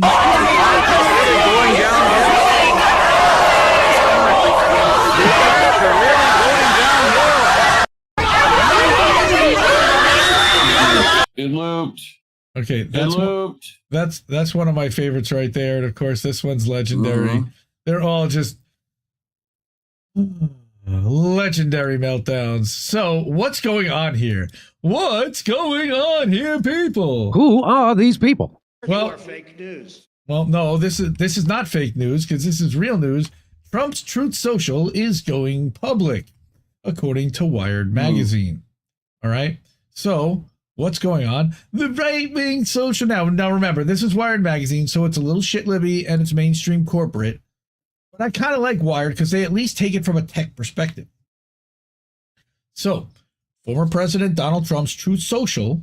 So this is talking about platforms and censorship. And by the way, did you know that Truth Social is a Mastodon instance? It's open source. Yes. We scream about everybody who should be using open source stuff. That's what these guys are using. So Truth Social, a shameless Twitter clone, as is Mastodon, is set to become a publicly traded company as soon as next week. Shareholders of Digital World Acquisition Corp, keep that name in mind, voted on Friday to merge with Trump Media and Technology Group, which is the company behind Truth Social. The vote is a culmination of a years-long saga attempted to merge Trump Media with a publicly traded company in what's known as an SPAC deal. The company will trade under the ticker DJT once it goes public. And you know this egomaniac motherfucker, all he's ever wanted was to see Donald J. Trump trade his own name on the fucking stock exchange. and now he going to get to do it. The shit libs are going to lose their minds. Oh my God. Right? On Rumble, more than 2,000 people watched a man dressed in a Jack Sparrow costume narrate the shareholder meeting in a live stream. After the vote passed, the chat erupted. "Thank you, Jesus," read one comment from an account called Can-Am Patriot. Help me, Jewish God! Help me, Allah! Yeah. Read one comment from an account called Can-Am Patriot 17. The vote could grant Trump a substantial windfall of almost $3.5 billion in shares of the company, of which he owns about 60%. Digital World Acquisition's stock price jumped about 4% following news of the vote. It sits at about $41 a share. By the way, 2 years ago, when they first talked about this stuff, Digital World Acquisition Corp was twice as valuable. We'll look into the financial stuff at another time. This is possible. This possible fortune couldn't come at a better time for the former president. As we know, Trump is struggling to put up cash to cover the $454 million judgment against him that the state of New York claims is part of a civil fraud case. Of course, we know that Trump also owes $83 million to E. Jean Carroll, a result of a January judgment in a defamation lawsuit regarding a previous jury's findings that Trump sexually abused her in a Bergdorf Goodman, blah, blah, blah, blah, blah. All of his stakes are now worth $4 billion. Well, now apparently E. Jean Carroll, $1 billion of them. Except E. Jean Carroll still is threatening to sue him multiple times because she claims he's continuing to defame her, and while he continues to do that, she will continue to sue him for defamation. I never met her. I never did this. He denies all of it. As part of his agreement with the company, he must wait around 6 months before selling any shares, right? But he claimed on Truth Social that he now has nearly $500 million already in cash because his supporters line up to throw money at him. Truth Social looks nearly identical to Twitter. Okay, this is where Wired gets a little shit libby with some key distinctions. Instead of tweeting, a user's post a truth. A retweet is called a retruth, unlike many right-wing Twitter clones. And this is the one that I know really made the people at Wired fucking hurt. The site functions well and has remained mostly online and appears to actually have somewhat of an active user base. But since launching in February 2022, after Trump was kicked off mainstream platforms for inciting violence during the January 6th riot at the Capitol, even though he never did, Ray Epps might have, others might have, but I don't remember Trump ever doing that to the letter, and they have been trying to indict him and get him in trouble for that. They can't seem to get him nailed on it. But ever since then, the company's been mired in controversy because the corporate media won't leave him alone. The site is exactly what one might expect from a Trump-inspired social network. Groups dedicated to QAnon, election deniers, and other conspiracies are easy to find. Again, like I said, this is Wired, so it's shit libby. And in October 22, Will Wilkerson, one of Trump Media's senior employees, filed a whistleblower complaint with the Securities and Exchange Commission, claiming that the company had made fraudulent representations in violation of SEC laws, of federal securities laws. Go figure. Trump made fraudulent representations? Never. Wilkerson, of course, was then fired shortly after filing the complaint because whistleblowers don't ever keep their jobs. The SEC eventually approved the merger proposal in February, right? So his media co-founders, Andy Litinsky and Wes Moss, sued Trump Media in February, claiming that the company devised a scheme to dilute their shares. Okay, that, by the way, is exactly what happened to Eduardo Saverin in the Facebook deal. I don't know if you remember the movie The Social Network, all right? But when the Justin Timberlake character for not Peter Thiel, the one that Justin Timberlake plays, the Sean Parker, gets involved, and he gets Peter Thiel involved, what they end up doing is diluting out Eduardo's shares, which he signed off on because his lawyer didn't really look at some kind of fine print. That's basically what they just did to these two. Two men who are both former apprentice contestants, so they're idiots, and shareholders in the company, said the company needed to abide by a 2021 agreement that granted them the ability to appoint directors to the company's board and other financial incentives. Now, the company, of course, has become a meme stock where its performance seems tied more to Trump's political prospects than the actual financial performance of the company. The price of the stock could change dramatically before he has a chance to cash out, or after he cashes out. It may flop completely if he cashes out and then goes back to Twitter, for example. Yep. It's a little pump and dump. Weird. Dave Burt is saying that, yeah, a little pump and dump is right. Now, the only other thing that I want to say about this, and I got this one from Indie Media Award honoree Common Dreams. Now, we know that they're a little shit Libby, and that they definitely have a case of TDS still.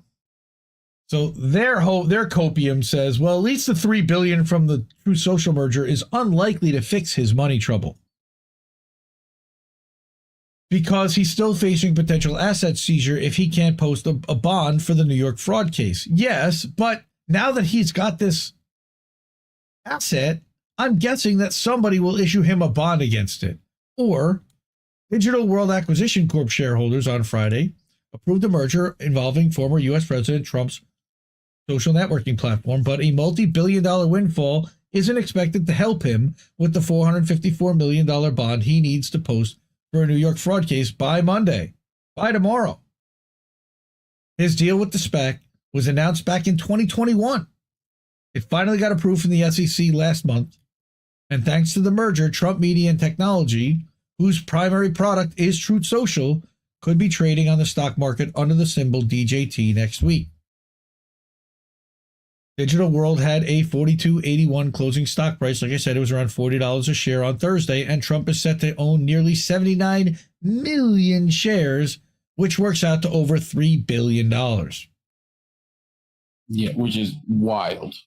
All right. However, a Wall Street provision known as a lockup agreement will block him, the presumptive presidential candidate for the November election, from swiftly ditching that stock to cover his mounting legal costs. But you can guarantee that he will actually put that up as collateral. He doesn't need to necessarily put that up for a bank. Doesn't need to do all of it. No, but for a bank or fund, well, he needs to put 10% down in cash or have somebody finance a bond for the full 454. That's one thing or the other, or they start liquidating properties. All right, and that's they're doing copium. So if anyone who's friends with Trump and wanted a giant social media platform that appeals to right wingers and, political dissidents, cough Peter Thiel, cough. No, it's not even him. It's a guy named Jeff Yass, YASS, who is also the single largest American shareholder of TikTok. Interesting. Sure, but either one of them, like, he puts up collateral as that, they give him the money. Correct. Like, yeah. As the AP detailed before the merger vote, quote, investors under the lockup deal cannot sell, lend, donate, or encumber their shares, so they can't lend them or encumber them for 6 months after the close of the deal. Legal experts say that encumber him from using it as collateral is a powerful word that could prevent him from using it as collateral to raise cash. Could. You think he ain't gonna fucking try it? Sure. There are a few exceptions, such as transferring it. Wait, here it is. Transferring it to immediate family members. You mean like Ivanka or Don Jr.? Or, yeah. But in such cases, the recipient, except that the recipients would also have to abide by that lockup agreement. Okay. Experts warn that Trump selling a bunch of his Truth Social shares after the 6-month mark could also prove problematic because it could tank the stock because he's simply trading on his name. People aren't buying this because they like the fundamentals. They're buying this because they like him. Yeah. They don't have any earnings. We don't know what they have. As a result of the civil fraud case launched by Letitia James in New York, Trump and his real estate company were hit with $355 million in fines last month, and his adult sons owe $4 million each. And longtime executive Alan Weisselberg, who testified against Trump, by the way, was fined $1 million. He's worth a lot more than $1 million. With interest, it hurts. Still, that $1 million hurts, but he's worth a lot more than that. With interest, the former president owes $454 million and his sons owe $10. James gave him until the 25th of March to pay up. Attorneys for Trump, who's appealing, said Monday in a filing that it has been a practical impossibility for him to secure a bond. That was before this merger approval, though. The Attorney General is preparing to seize Trump's assets. Trump proceeds from the Truth Social merger could be a ripe target for James to go after, Market Watch noted Thursday. Financial attorney Mark Zotterer told the outlet that bank accounts and debts owed, including the proceeds of a company sale, are far more simple to freeze than, say, Trump's stake in an LLC that owns a building. Now, as of Friday, Forbes estimated that Trump's net worth at $2.6 billion, much of which is tied up in real estate. Now that's going to more than double. The amazing part is that Truth Social was worth zero 3 years ago. The Democrats handed him this thing by getting him censored and deplatformed.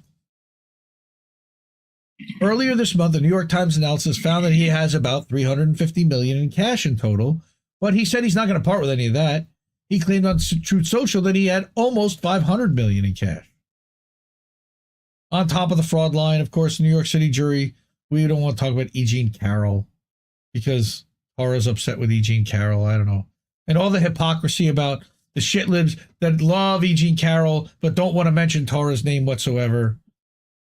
Yeah, well, and the fact that E. Jean Carroll knew about Tara, agreed with her, and then is now getting a ton of fucking money over this Trump thing and giving it to Biden. Mm-hmm. This is what she said. And Tara's rightfully pissed off of that. Mm-hmm. I agree with that piss-offery. So Trump is also appealing that decision, but he was able to post a $91.6 million bond provided by an insurance company in early March. Chubb. Didn't we talk about Liberty Chubb? Mutual. No, it was Chubb. Was it? Yep. It could be Liberty Mutual if I want it to be. Chubb underwrote it. You know, like Trump also neighbor, is facing. State Farm is there. Trump is also facing a pair of federal criminal cases, one for his handling of classified documents, which is going, of course, not to be addressed, and another related to his attempt to overturn his 2020 loss to Joe Biden, who's seeking re-election, and we know nothing's going to happen there either. He's also been indicted in a criminal election interference case in Georgia and a hush money case in New York. Are you talking about Stormy Daniels? Yeah, they are. And they're talking about Fannie Willis, which I think also was thrown out.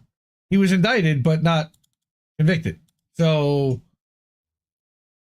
Teflon Don, if there ever was one. My goodness. John Gotti, you did not really earn the name nearly as much as Donald J. Trump.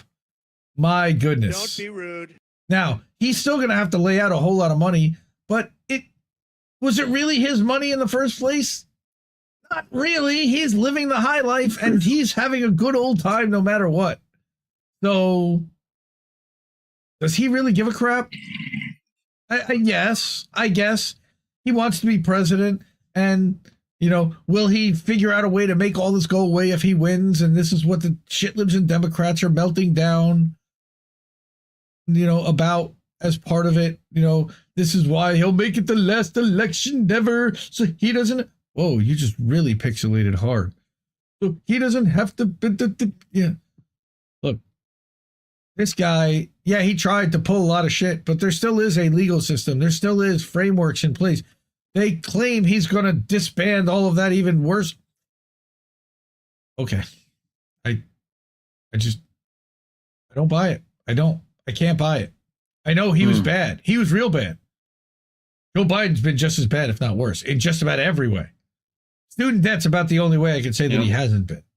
And then potential in some ways with labor. Yeah, I know about the rail workers, but he did put what's her name in charge of the antitrust division, and there is an NLRB that has done some things, not the greatest, but they've done something. So,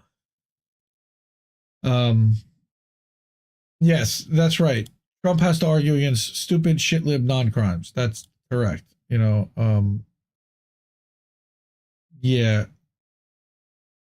Mastermind's talking about rubble of Palestinians' DNA in the rubble of the pier that's being built. Gross. Mm-hmm. It's a real damn shame how this crime can't be stopped, even though we see it happening. Yeah, it's crazy. All crimes are happening all over the place. Look, this guy too. We don't have, yes, Lena Khan. That's right. Emoji. Thank you. Lena Khan is the head of the antitrust division. And in the SEC, and which is interesting because, Biden never met really a credit card company or a donor that he didn't want to service. He would get on his knees for any of them. That's the only way you can find room to pay for it. And then he'd sniff their hair. Yes, that's correct. Yes. So, that's awesome. Kameshwari Kate, you got to hang out with Shanda. That's beautiful. So happy for you. We love Mastermind there too. We love Shanda. Mastermind, awesome. Mastermind was live earlier. Go check him out on RBN Long Beach channel. He's been doing that show with Charlie Brown Politics. People seem to like that one. Why is there no Short Beach? There's a Long Beach, but there's no Short Beach? Why? There's no Short King Beach? Where do all my Short Kings go? Huh? Explain this to me. Yeah. Dave Burt's over on Rockfin. What's up, Dave Burt? Good to see you, sir.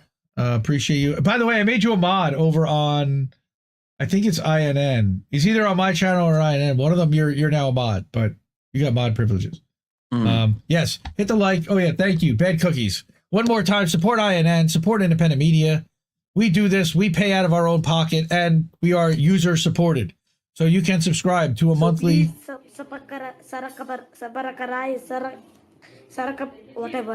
Whatever. That's right. Whatever.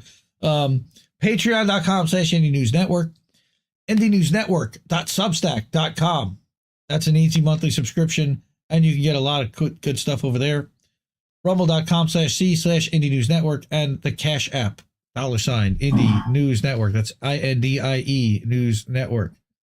We're going to do boats. Now, what's really cool is if you're on either YouTube channel, they have this new thing, and it's not even new, but because I made both streams, I can actually tell it to guide people and direct people to the next stream automatically once we end this one.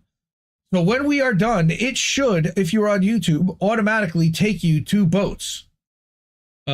Reef is going to drop the boats. Theoretically.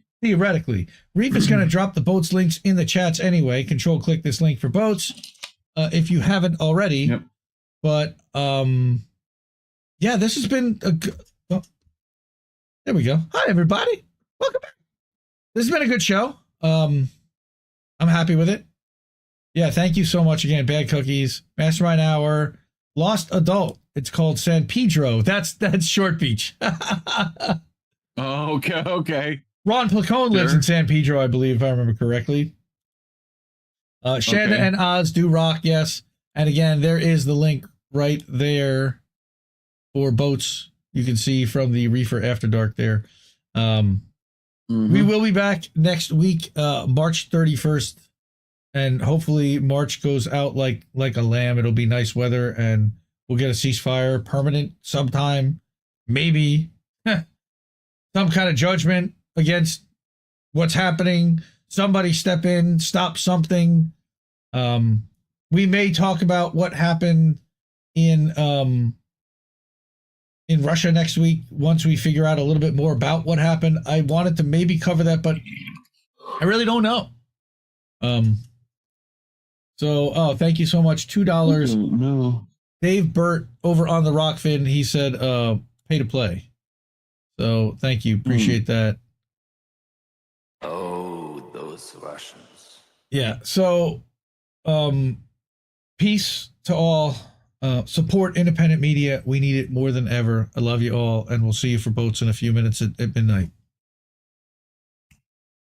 Yep. Keep listening to what Boats had to tell you.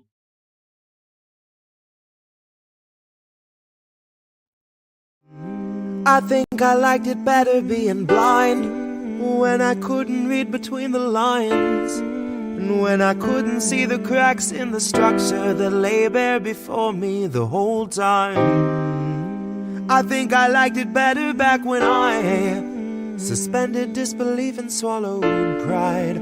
I thought I knew the difference in the red from the blue, but they both bleed us so dry. They both bleed us so dry. My favorite songs don't hit the same way. I get to the end of a 4-minute track and I'm only looking back thinking, what did they actually say? So I try.